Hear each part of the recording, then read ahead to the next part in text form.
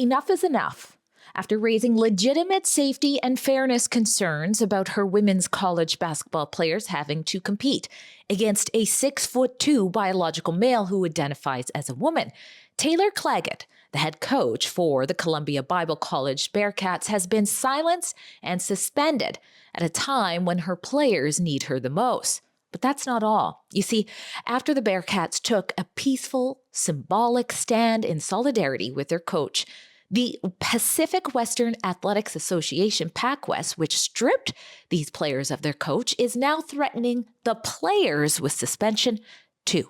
I'm Drea Humphrey here with Rebel News, and today I'm going to tell you how this ongoing injustice keeps unfolding and how you can take action against it at our special website called protectfemaleathletes.com by sending off our emails demanding that her suspension be lifted immediately.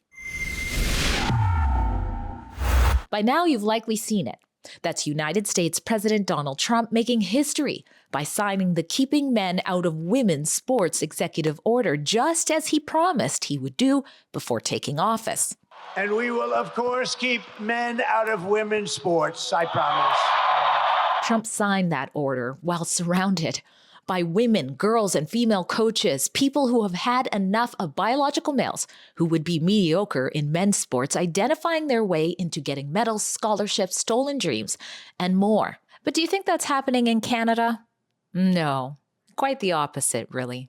Thanks to unelected woke sports bureaucrats like PacWest, Taylor Claggett, the CBC's head coach, and by the way, the only female head coach under PacWest, has been suspended just as her team prepares for their final season games and ahead of provincials, which, by the way, is a championship that Columbia Bible College was supposed to have the honor of hosting this year, but PacWest stripped that from them too.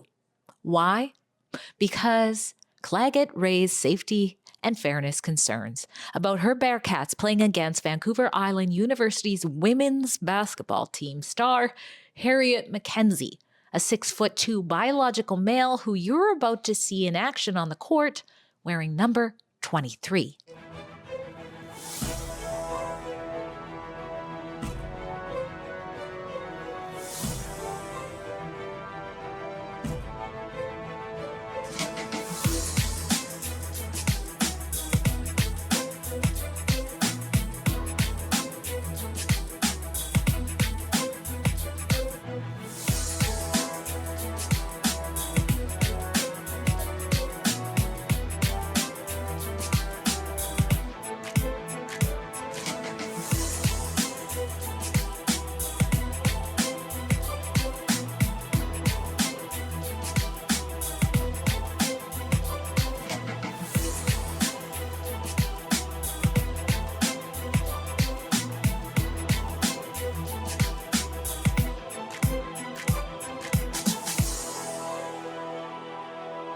But PacWest, the mainstream media, and VIU weren't concerned about young women bouncing off McKenzie during plays like ragdolls. Instead, all eyes were on McKenzie, a seasoned LGBTQ activist who claimed to have been the victim of hate and transphobia due to an unsporting foul from one of the CBC's players, and Claggett raising concerns with a PacWest official that McKenzie referred to as going on some sort of tirade. The opposing team's head coach, Taylor Claggett, cornered one of our athletic staff and went on a tirade about how I shouldn't be allowed to play. Claggett and the CBC deny Harriet's take, stating that the videos were edited to portray an inaccurate, one-sided narrative that's taken out of context and false.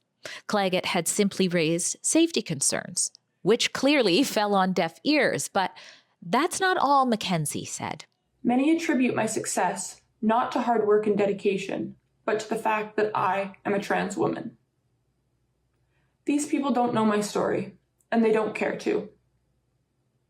They don't care that I began my transition in kindergarten, never having undergone a male puberty.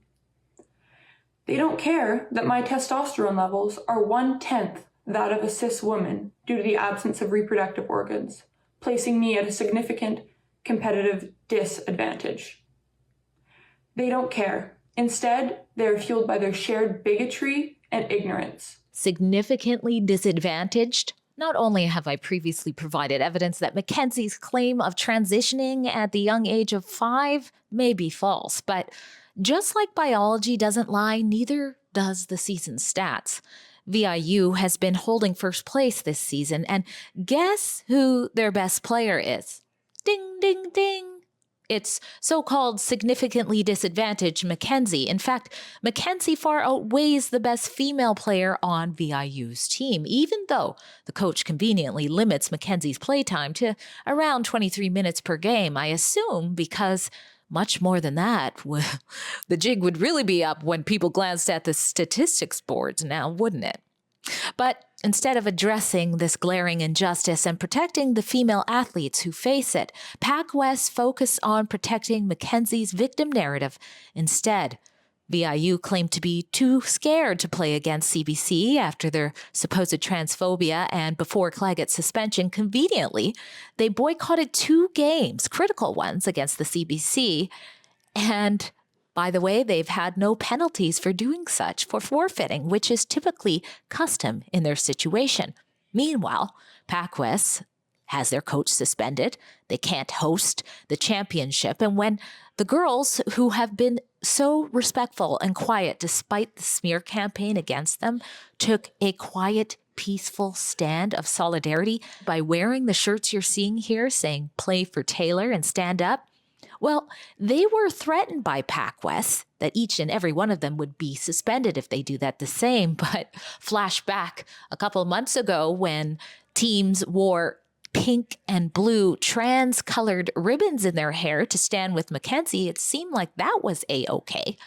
The biases run too deep, and it seems that that might not be where they end. The head of PacWest, that is, the PacWest president, is Danielle Hyde, which seems totally kosher until you realize that Miss Hyde is also VIU's athletic director. Must be great for Mackenzie to have such an in high places.